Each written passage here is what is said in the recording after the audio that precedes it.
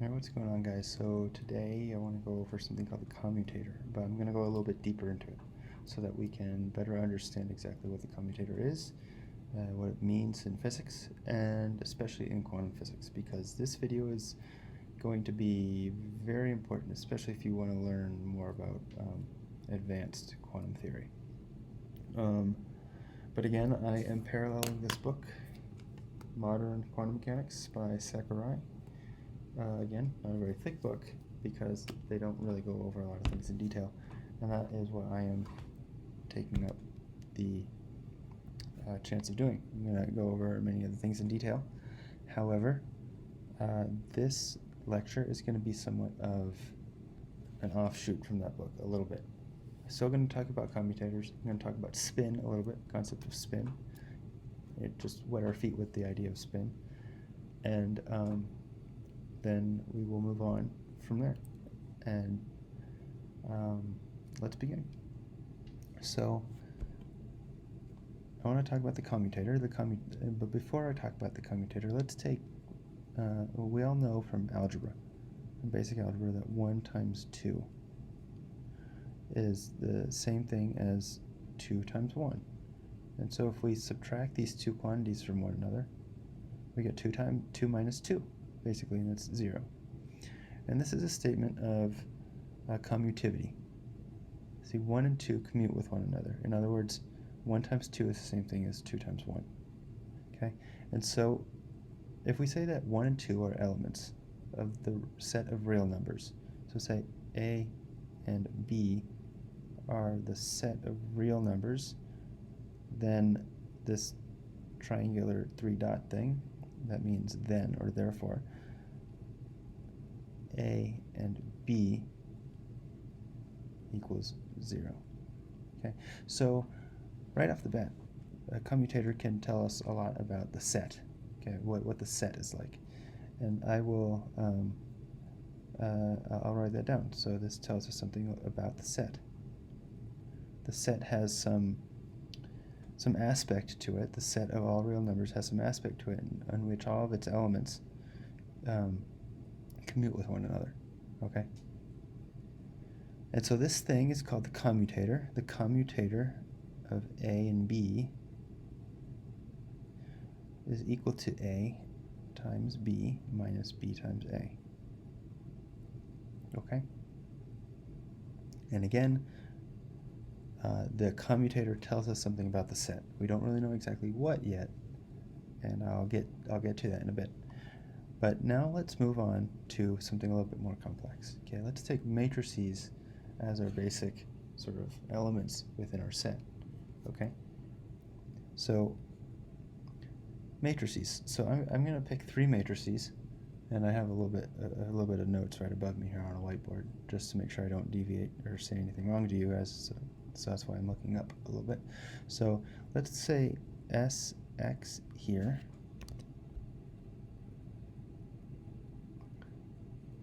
And you might know where I'm going with this. If you've taken quantum mechanics already, then you might be able to skip ahead a little bit. But again, I think that going over this is going to be important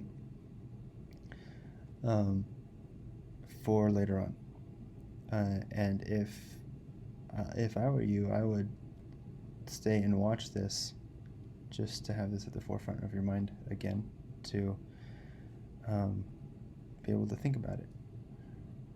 Okay, and then I'm going to say that this is 1 and -1 and 0, and then I want to say that SZ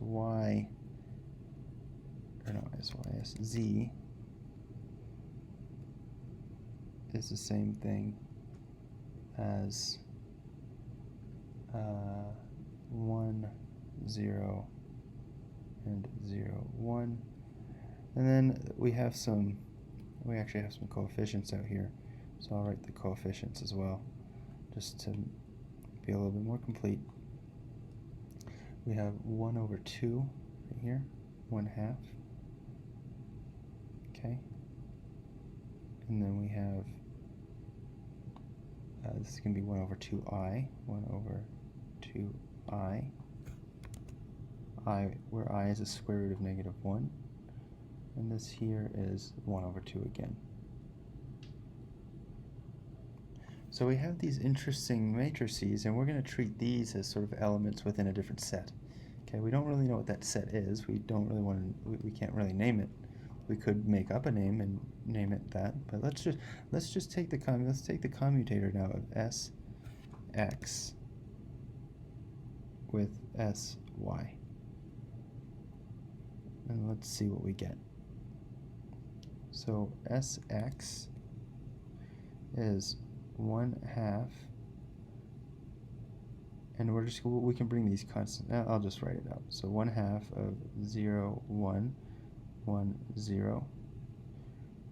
Okay, and then times 1 over 2i times 0, 1, -1, 0. Okay, and then minus this, so 1 over 2i times 1, 0, 1, -1, 0, and 1 over 2 times 0, 1, 1, 0. Okay, so now let's bring out the constants. So 1/2 times 1/2 over I, 1 over 2i is 1 over 4i. Okay, and then the matrix we get out of multiplying these two things, so we want to do this times this. It's going to be our first entry, and then this times this is going to be our second. So 0 times 0 plus 1 times -1, so that's going to be -1. Okay, and then 0 times 1 plus 1 times 0 is just 0. Okay, and then for the second row, we want to look at the second row here. So 1 times 0 plus 0 times -1. Okay, and then 1 times 1 plus 0 times 0, so that's just going to be 1. So this is our first one here. So now let's do the next one. So this is going to be 1 over 4i times 0 times 0 plus 1 times 1 is 1. Okay, and then we have, let's see here, so 0 times 1 plus 1 times 0, so that's 0. And then we have -1 times 0 plus 0, so that's going to be 0. And then -1 times 1 is -1 plus 0, so that's going to be -1, -1, like that. Okay, so now we can factor some things out. So we have 1 over 4i. We have 1 over 4i, and let's actually do it like this. I'll do it like this. So we have, let's extract a negative out of this. So we get -1 over 4i. So, and if we do that, this becomes a 1, and this becomes a -1. So 1, 0, 0, 1, -1. Okay. Then we have 1 over 4i, and that is going to be 0, or 1 times 0, or not 1 times 0, it's just going to be 1, 0, and then 0, -1. Okay. So now, you can see if I can, I'll write it up here now, we'll extract the constants out. We get -1 over 4i. Actually, I'll just do it like this. So this is the same thing as this. So they're both negative, so this is going to be 2 over 4i, because we have 2 of them, and it's going to be negative. Okay, so it's 2 times this, basically. Okay, and then we have 1, 0, 0, negative 1. And then finally, we have 1 over, so we have 1 over 2i times 1, 0, 0, negative 1. And then if we wanted to take this I out of the denominator here, we just multiply it by I over I, and we basically get I times 1/2 times 1, 0, 0, negative 1. And then finally we get I times SZ. Okay, because this here is SZ. Actually, it should be negative. Yeah, that should be a negative. Okay. So these are this is very interesting what we see here. We see that if we choose these 3 sets of matrices, then we get the following rule. We get that Sx, Sy, so the commutator of Sx with Sy is equal to Isz. Now this is not 0, right? So here we had 0, okay? This defined a specific set, the set R. This is not 0, okay? And so you might think, okay, well, matrices are fundamentally different mathematical objects, therefore, from just scalars. And you would be right in saying that, because they follow, and now we have a rigorous definition as to why they're different objects. We can't just say they're different objects because they're different objects. We need to have, we don't need to have, but it would be nice. It's nice now that we have this rule where we have this interesting thing that doesn't need this interesting commutator that doesn't equal 0. So I'm going to write this here on this next page, and this is where some of the more interesting stuff is going to come into play. So we have S, we have a commutator here, and that's going to be equal to Isz. Now this is interesting. What we'll find later in quantum mechanics is that angular so these are spin matrices, okay? Spin matrices, spin in the x direction, spin in the y direction, spin in the z direction. And what we'll find later in quantum mechanics is that we can develop other types of matrices that also sort of follow this rule here, where we have Lx, Ly for angular momentum matrices equals, that would be, it's I h bar Lz. So we just have this added element of h bar in there. And so we have a very similar structure. We have this a very similar structure to the commutator for spin and angular momentum, which is why these are 3-dimensional matrices. These Lx and Ly and Lz, these are 3 dimensions. These are 2-dimensional matrices. They're not dimensional, but they're 2. These are 2 by 2 matrices. These are 2 by 2 matrices, and these are 3 by 3 matrices. And they follow the same exact rule. They follow the same exact structure. And so this is the point where I'm going to diverge a little bit from the modern quantum mechanics book. And so, okay, so we've seen that we've seen that there's this sort of this pattern here, okay, for some of these very specific looking matrices. And what do we remember about matrices? So recall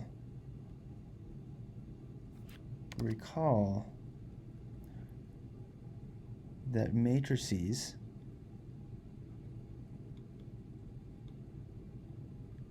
are transformations, or they're operators. They're operators. They're like operators that perform transformations on states. Okay? And so we have this interesting property where if we commute operators with one another, we don't get 0. Okay? So operators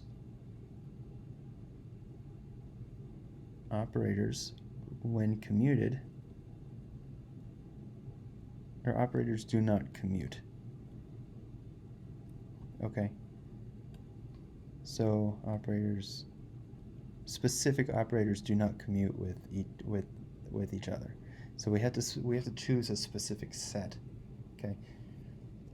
And so we can note that specific operators do not commute with one another. So specific operators do not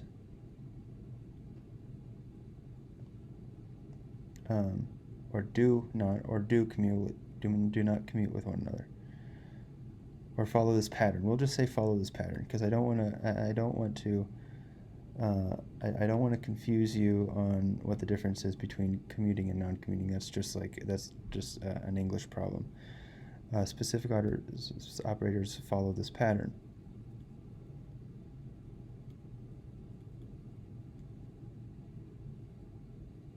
Specific operators follow this pattern where we have x, y, z, x, y, z. Okay?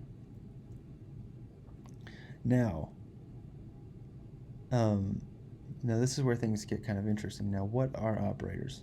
Okay, operators are functions. Okay, so I'm sort of setting up like a logical, like a sort of a philosophical, logical philosophy almost. Right? So operators are functions. Because functions fundamentally they can transform scalars, or they can a function takes in an input and it yields an output. They're fundamentally the same thing. And again, in the first video, I emphasized that operators can be viewed as functions. Okay, and so I'll just erase that because right there. Okay, and so as someone who's in cryo-electron microscopy, I've thought about this a lot, and one of the things that was very interesting to me as I thought about it a lot was this idea that in order for something to have a function, right, so in order for something to have a function, in order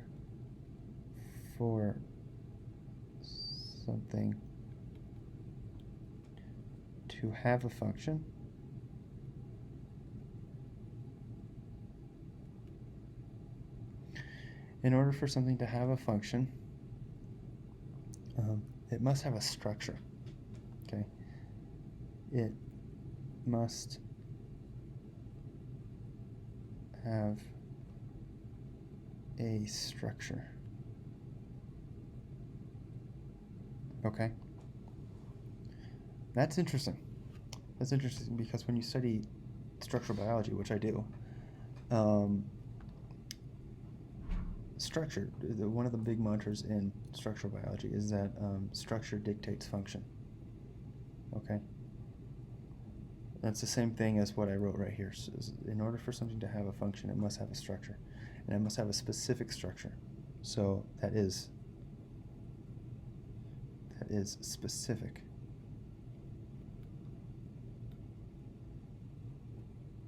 So that's interesting. It must have a very specific structure.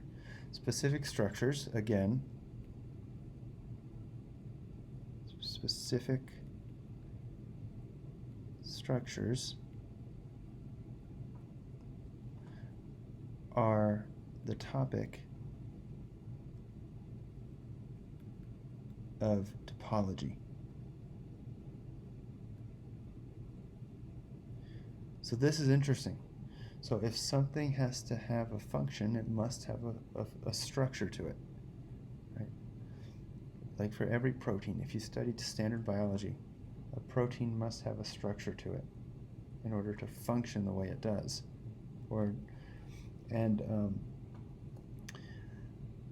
And so in specific structures, when we study topology, that's what we're studying. We're studying specific structures and how they're different from one another. Okay? And so ultimately what we get is a quantum topology. When we're doing these commutators, we're discovering specific patterns. Okay? And those specific patterns can reveal to us structure and topology of whatever we're looking at, okay? Which is why we're often alluded to topics like Lie structures, quantum topology, and stuff like that. Those are the very advanced topics, and that merely comes from the idea of matrices that do not commute with one another. Okay, and so quantum. So this leads us ultimately to quantum topology. Okay, and this is all predicated on this idea of commutation relationships. So let's take an example here. What if we had some matrix, we'll call it MX. It's a specific matrix, okay, and we commute it with MY. Okay? We commute it with MY, and we get MX back. Okay, this here does not follow this rule here, because we have XYZ, here we have XYX. Okay? But suppose we had something that when we do something like this,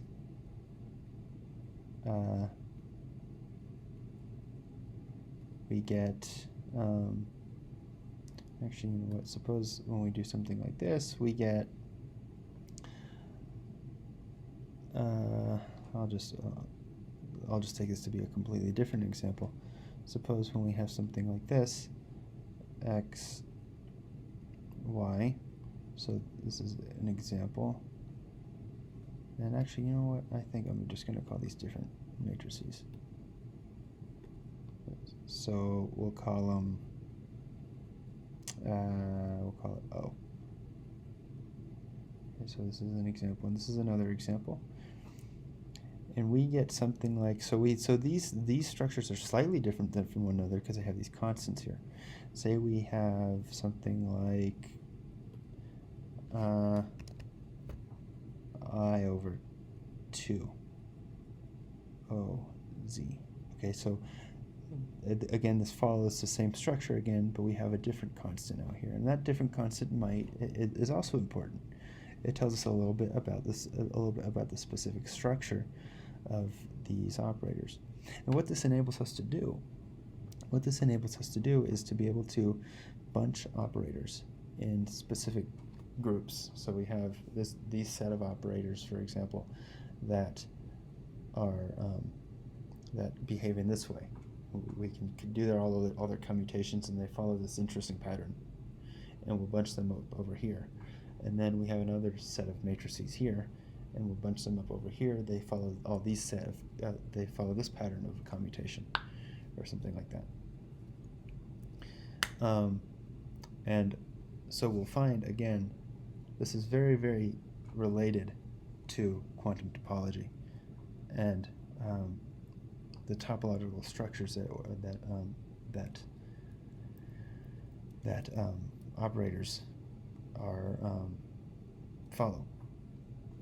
Okay, I want to go a little bit more into this actually, because I cannot have this I cannot let this go.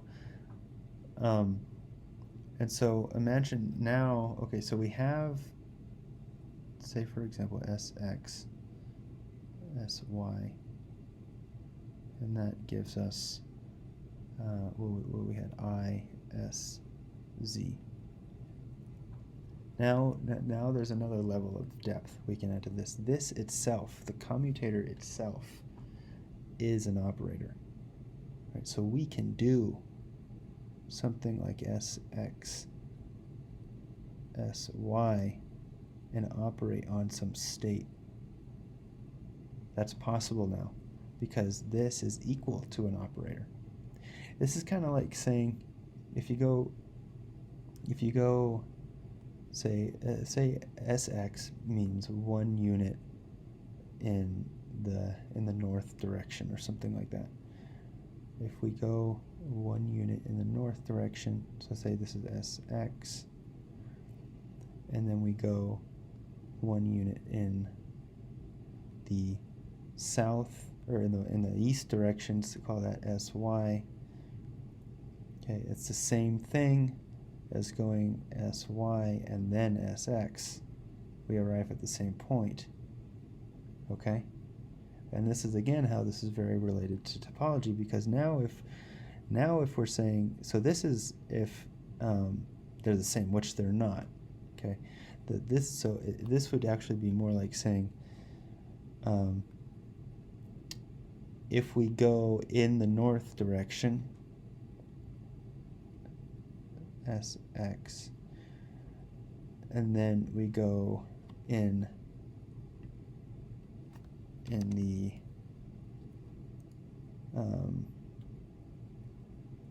Sy direction, and then say it looked more like this. So we went Sx and Sy, and this point is a little bit different than that point. The difference between those 2 points would be Sz.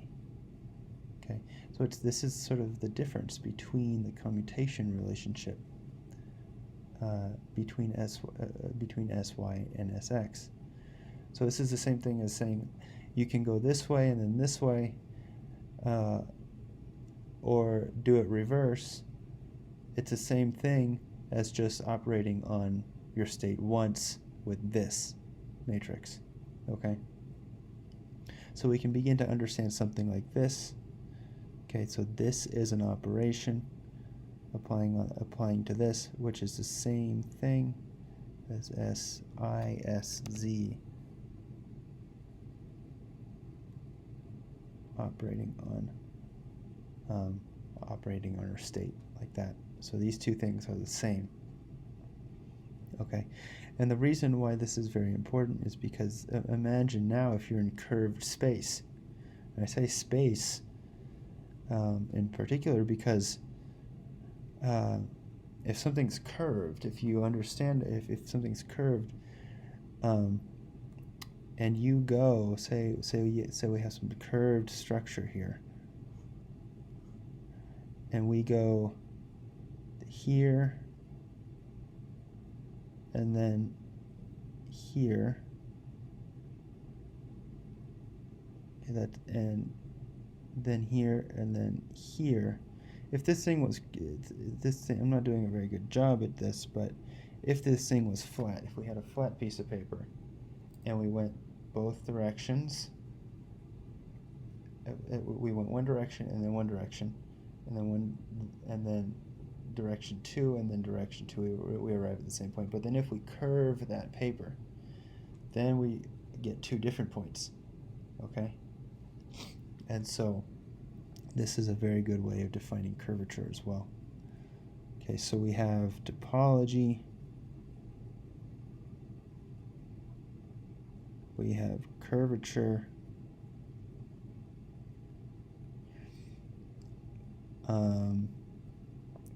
an operator.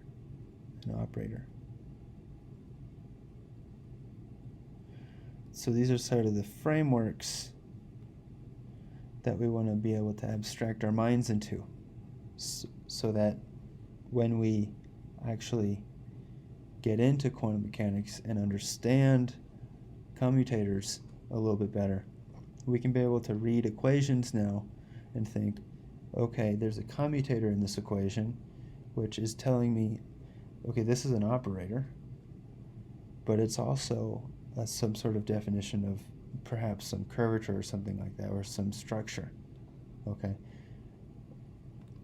And again, and some group theory also.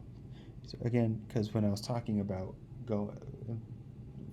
having commutation relations, obeying specific patterns, we have group, we have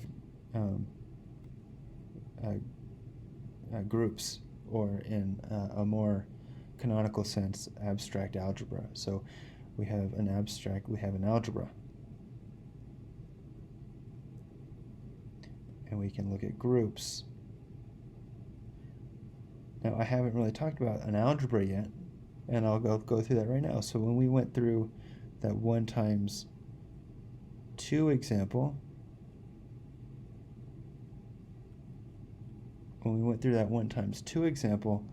we got 0. And this applies for all the numbers that we use in algebra in our standard algebra class. Okay? But the commutator, again, we get some matrix, phi x, phi y, and then minus y, phi x. I'm using different notations for matrices because you'll see this kind of stuff. And that'll give us a phi z perhaps. Right? So this is a completely different algebra.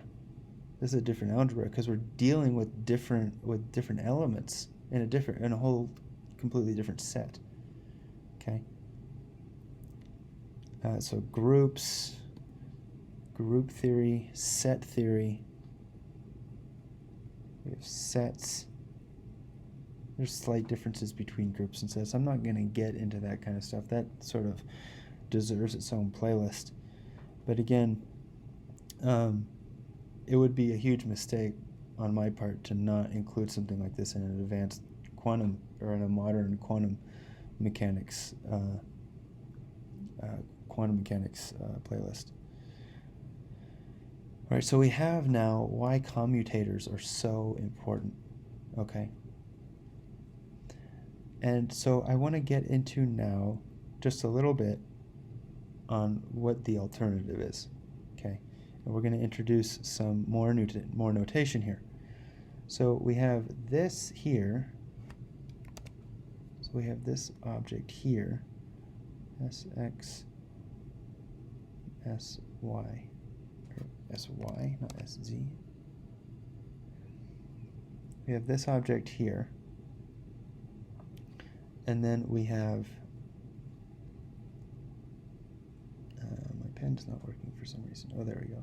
So this object here, and then we also have an object that looks like this.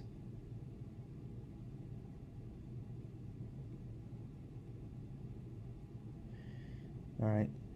This is called, so when we're talking about quantum mechanics, we're calling this a commutator. These brackets, though, have a specific name to them. These are Lie brackets.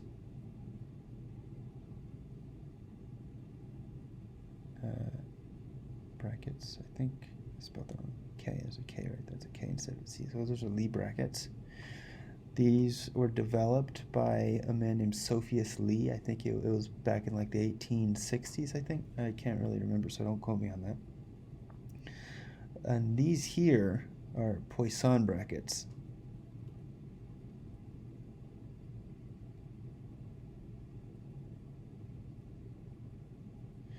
All right, and so Sophus Lie, he developed this, again, what we're talking about, Lie algebra.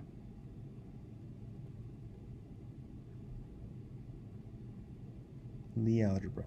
So this this commutator, or these Lie brackets, define a Lie algebra, just as we've seen below, where we're talking about an algebra right here. So an algebraic structure. Okay, Poisson brackets, on the other hand, we're doing a different type of algebra. These are called this is called Clifford algebra. Okay, these are very, very important names in the field of quantum mechanics, but more specifically differential topology and differential geometry, specifically differential geometry. And so, again, I'm not going to go too much into the Poisson brackets right now. Poisson brackets are extremely important, especially in quantum mechanics. They're very, very important because we will see how taking the Poisson bracket with something called a Hamiltonian is basically the same thing as taking a derivative with respect to time. We'll see how that works later. And so I'll just sort of show again what these mean. So if I have element A and element B, and I want to define their Lie algebra, I go AB minus BA. Okay? If I want to define their Clifford algebra, so if I have A and B, again, A, in this case, this is an overgeneralization. A and B can be scalars or they can be matrices. This is just the rule. This is just what these types of brackets mean. But this is AB plus BA. Okay? The reason Lie brackets are, I think, a little bit more interesting, or maybe a little bit more commonly used, is because they find the difference. They find the difference between acting on something twice with two different types of operators. Here we're finding the sum. Here we're finding the sum of the two things. I think it's more interesting to us to see what the difference is. And that difference is what gives us a topology, a curvature, an operator, an algebra. It defines groups and it defines sets. Okay? And so this is a lot. I'm going to go back here a little bit. I started off with a basic set of real numbers, and I provided an example for us to show that not everything commutes to this pattern where everything just equals where all the commutators just equal 0. I provided it with some matrices and operators. And then I went here and I provided a logical justification as to why commutators are important in quantum topology. And then I, again, extrapolated that generalized notion of topology to curvature, operators, algebras, groups, and sets. And then lastly, I talked about Poisson brackets. So this is a lot to cover in about 40 minutes here. But again, it's very, very important. And it is a deviant lecture from the book a little bit.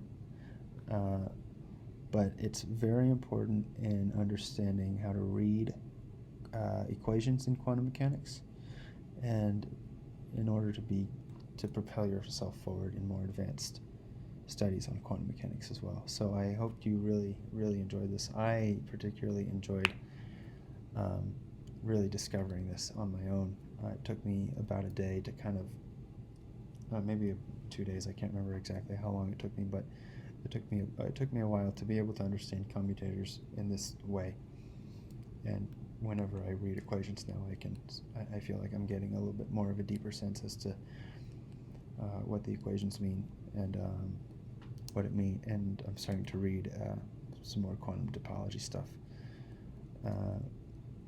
But after this lecture, I plan on actually coming back to the book and propelling ourselves forward into more advanced quantum mechanics. We'll be going over Hamiltonians, we'll be going over eigenvalues, we'll be going over how we can begin to use commutators to prove different theorems, and how we can be able to use our view now on operators to prove different theorems as well in quantum mechanics.